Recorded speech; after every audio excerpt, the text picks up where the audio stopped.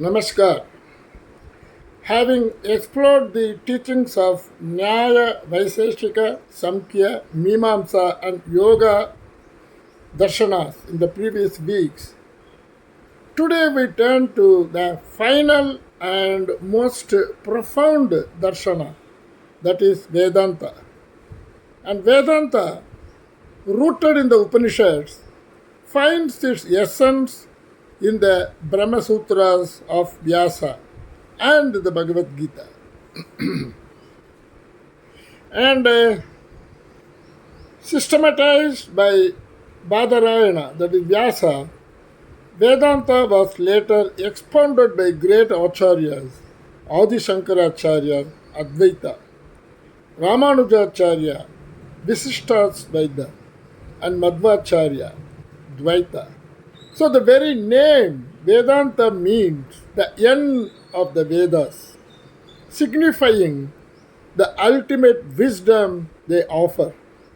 It asserts that Brahman is unchanging, infinite reality beyond all transient experiences. The world is either an illusion, Maya, or a dependent reality, and the individual soul, Atman, is either identical to Brahman, Advaita, or eternally distinct, Dvaita.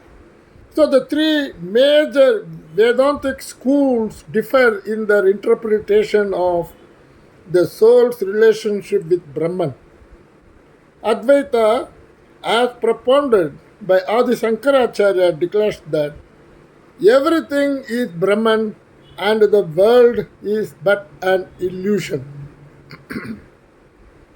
Vishishtadvaita, the philosophy of Ramanujacharya, holds that the soul is a part of Brahman yet retain its individuality. And Madhvacharya Dvaita, in contrast, asserts that Brahman, Vishnu, and the individual souls are eternally distinct. And liberation, that is moksha in Vedanta, is attained through knowledge, jnana, devotion, bhakti, and selfless action, karma yoga. The ultimate goal is to transcend ignorance and realize one's divine nature. The guiding scriptures, Bhagavad Gita, Upanishads, and Brahma Sutras illuminate the path. Brahmaiva Satyam, Jagan Mitya, Jiva Brahmaiva Naparaha. That is, Brahman alone is real, the world is an illusion, the soul is none other than Brahman, as per the Advaita Vedanta. So Vedanta's wisdom is not confined to the ancient world, but remains profoundly relevant today. In an age of digital distractions and virtual realities, Vedanta reminds us that the world we perceive is as transient as a dream. Just as social media persona and digital identities do not reflect our true selves, Vedanta teaches that our real essence is not in external appearances but in the inner self, Atman. This realization frees us from the clutches of materialism and stress. In a world obsessed with wealth, power, and status, people still experience emptiness. Vedanta reveals that true fulfillment does not lie in external acquisitions but in inner awakening. Through meditation, self inquiry, and detachment from ego, one attains peace. Modern mindfulness and meditation practices draw heavily from these ancient teachings. As artificial intelligence and automation reshape the world, many struggle with questions of identity and purpose. Vedanta answers this existential dilemma with the wisdom of self-inquiry. Aham brahmasmi, that is, I am Brahman. Our true worth is not defined by professions or social roles, but by the eternal consciousness that transcends them. That is exactly what it says, aham brahmasmi. And in ethical leadership, Vedanta's karma, yoga, provides the invaluable guidance. A leader must act without self attachment, focusing on duty and righteousness rather than personal gain. Decisions grounded in selflessness, truth, and service create lasting impact beyond temporary success. Fear of failure, uncertainty, and mortality haunt to the human mind. Vedanta liberates us from these fears by affirming that the Atman is eternal beyond birth and death. Realizing this truth instills inner strength and unwavering clarity. And najayate mriyate va kadasinyam bhutva bhavita vana bhuyaha. That is, the soul is never born, nor does it ever die, according to Bhagavad Gita.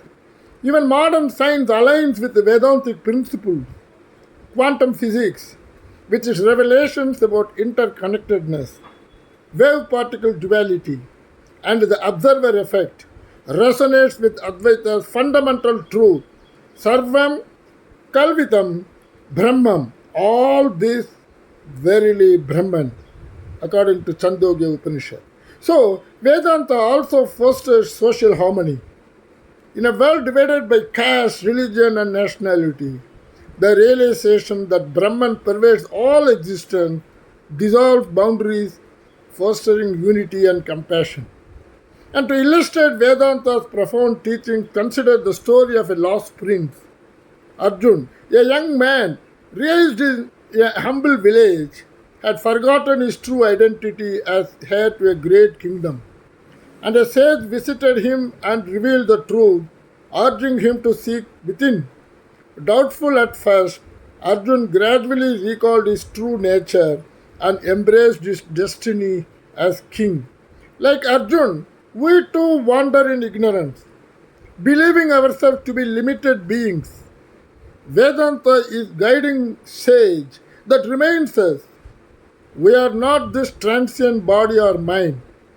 We are Brahman, infinite and eternal. Tattvam. You are that. That is the Chandogya Upanishad. And another timeless analogy is that of the rope and the snake. In a dim light, a man mistakes a rope for snake and recoils in fear. Upon closer examination, he realizes his mistake. Similarly, we mistake the transient world for ultimate reality and suffer needlessly. The moment we gain true knowledge, we awaken to Brahman. Maya Mithya Satyam Brahman. Maya is illusion, only Brahman is real. And just as salt dissolves in water and becomes inseparable, Brahman pervades everything, unseen yet ever present. Andarbahit tat sarvam vyapya narayana sititaha. And Narayana pervades everything inside and outside. That is the Vishnu Purana. So Vedanta is not merely a philosophy. It is the key to liberation from suffering. It teaches that our struggles arise from ignorance, like mistaking a dream for reality. By awakening to our true nature, we transcend fear, anxiety, and sorrow.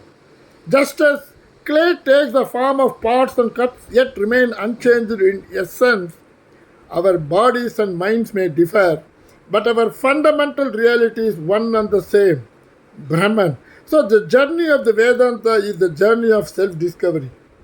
It is a path to unshakable peace, wisdom and bliss.